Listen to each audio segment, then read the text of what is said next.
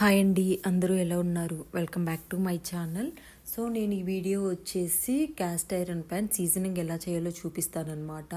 చాలామంది మనకి cast iron మీద దోశలు అనేవి అతుక్కుపోతాయి, సరిగ్గా రావని చెప్పేసి సో దాన్ని పక్కకు నెట్టేస్తూ ఉంటారు, నాన్ స్టిక్ ప్రిఫర్ చేస్తుంటారు. సో ఇదైతే నేను ట్రై చేశాను, నాకు దోశలు అయితే చాలా బాగా వచ్చాయి. ఏంటంటే ఫస్ట్ ప్యాన్ తీసుకున్న తర్వాత దాన్ని వాటర్తో వాష్ చేయాలన్నమాట. విమ్ డిష్ వాషర్ ఏ సోప్ ఉంటే అది, దాంతో ఒక 2 times వాటర్తో వాష్ చేయాలి.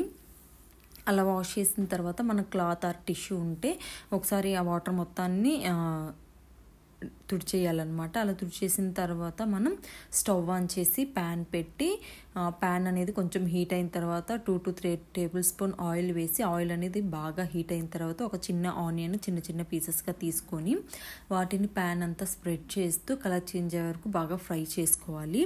సో అలా ఫ్రై చేసిన ఆనియన్స్ని ఓవర్ నైట్ మనం అంతే ఉంచాలి, ఏం డిస్టర్బ్ చేయకూడదు.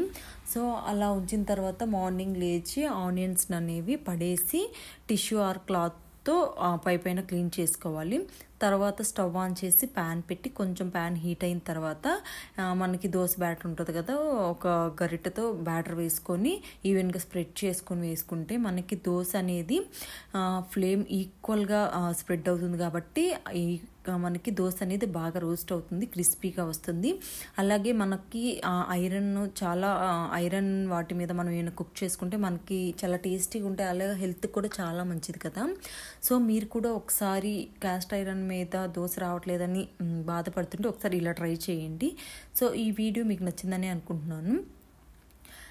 చూశారు కదా, దోశ అయితే క్రిస్పీగా వచ్చింది. ఇందులో మనం రోటి చట్నీ విత్ పల్లి చట్నీ వేసుకుని తింటే మనకి వేరే లెవెల్ అనమాట. సో ఐ హోప్ ఈ వీడియో మీకు నచ్చిందని అనుకుంటున్నాను.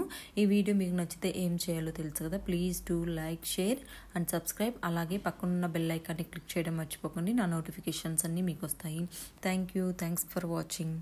ఇంకా నా ఛానల్లో మరెన్నో ఇంట్రెస్టింగ్ వీడియోస్ రాబోతున్నాయి అన్నమాట. సో ఇప్పటివరకు ఎవరైతే సబ్స్క్రైబ్ చేసుకోలేదు, ఇప్పుడే నా ఛానల్కి వెళ్ళి సబ్స్క్రైబ్ చేసుకోండి. Thank you.